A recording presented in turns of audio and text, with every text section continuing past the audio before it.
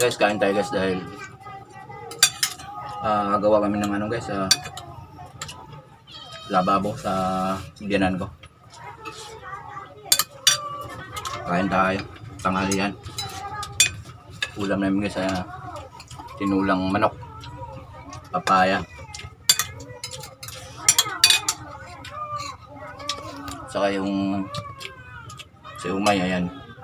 Yung kasama ko nagagawa guys. So ayan, kain tayo.